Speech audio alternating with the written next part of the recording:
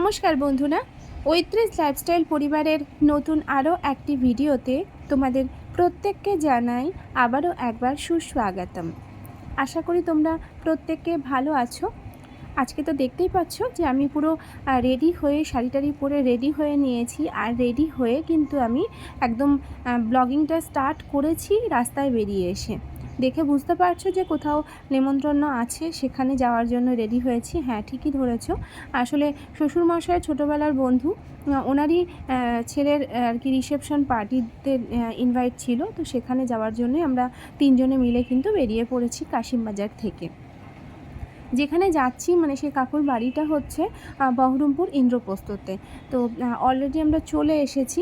আর বাইরের গেটটা ভেতরে ঢোকার আগে তোমাদেরকে আগে গেটটা দেখিয়ে নিই। এত সুন্দর সাজিয়েছিল, ভীষণ সুন্দর সাজিয়েছিল। এখন প্রত্যেকটা অনুষ্ঠান বাড়িতে এত সুন্দরভাবে ডেকোরেট করা হয় না, দেখতেই ভীষণ ভালো লাগে, সত্যি খুব সুন্দর লাগে। যাই হোক, ভেতরে ঢুকে স্পেসটা বেশ অনেকটাই বড় ছিল, অনেকটা বড় ছিল। আবার অপোজিটে পার্কিং জোনও রয়েছে। তো ঢুকতেই দেখছি অনেকক্ষণ থেকে পাখির কিচিরমিচির খুব আওয়াজ আসছিল। তো সামনে এগিয়ে যেতেই দেখি খাঁচার মধ্যে কত পাখি, দেখো কি সুন্দর ওরা খেলা করছে, দোল খাচ্ছে, বেশ ভালোই লাগছিল দেখতে। যাই হোক, পাখির ওখানে দাঁড়িয়ে থাকলে তো হবে না, তা যে জন্য এসেছি সে কাজটা তো কমপ্লিট করতে হবে। তাই আমরা তিনজনে মিলে কিন্তু এবার চলে এলাম ওপরে, মানে যেখানে নতুন বউ বসেছে সেখানে। তো চলে এসেছি, আর যতটুকু তোমাদেরকে দেখাতে পাচ্ছি ততটুকুই দেখো। কেন কি অনেক মানুষজন এসেছিলেন, ওনারা কথা টথা বলছিলেন। আমি যেটুকু ভিডিও করার সুযোগ পেয়েছি আমি সেটুকুই করতে পেরেছি। যাই হোক, এসেছি, মোটামুটি কথা টথা সবার সঙ্গেই হয়ে গেছে। আর তার মধ্যে কিন্তু পকোড়াটাও খেয়ে নিয়েছি। স্টল ছিল, পকোড়া স্টল ছিল, কফি স্টলও ছিল। কফি খাইনি, পকোড়াটা খেয়েছি। আর পকোড়াটা খাওয়ার পর তারপর এদিকে ঘড়ির কাঁটা তো থেমে নেই, ঘুরতেই থাকছে। মোটামুটি রাত্রি প্রায় 9টা বাজে।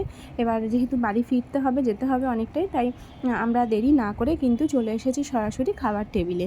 আর বন্ধুরা, তোমাদেরকে তো আমি আগেই দেখতেই পেলে, দেখিয়ে দিলাম যে মেনুতে কি কি ছিল, টোটালটাই তোমাদেরকে দেখিয়ে দিলাম। তাই তোমরা প্লিজ একটু ভিডিওটা পজ করে একবার দেখে নিও মেনুতে কী কী ছিল। যাই হোক, কথা বলছি, আর তার মধ্যে দেখো অলরেডি চলে এসেছে একটা ফিশ ফ্রাই, তারপরে স্যালাড, সমস্ত কিছু। তো দেরি না করে আর খাওয়াটা এবার কিন্তু স্টার্ট করে দিই। এইটা আমার খুব ফেভারিট, এটা ভীষণ ভালো লেগেছে আমার। মশালা কুলচা ভীষণই ভালো লেগেছে। আর ডাল মাখানি এইটাও খুব ভালো লেগেছে। দুটো মানে কি বলবো, কম্বিনেশনটাও ভালো ছিল, আর টেস্টটাও অসাধারণ হয়েছিল। আর তারপর আরও অনেক কিছু ছিল, এঁচোড় টেঁচোড় ছিল, আমি এগুলো নিইনি। তো যেটা নিয়েছি, যেগুলো খেয়েছি আমি, সেগুলোই তোমাদের সামনে দেখালাম। আর দেখো, মানে এই মাটনের এই নাল্লি পিসগুলো নিশ্চয়ই অনেকেই তোমরা পছন্দ করো। যাই হোক, মাটন তো খাওয়া হলো, তারপরতেই চলে এসেছে চাটনি। আর চাটনির পরেই ছিল কিন্তু আইসক্রিম ছিল, মিষ্টি ছিল, আইসক্রিম ছিল, সমস্ত কিছুই ছিল।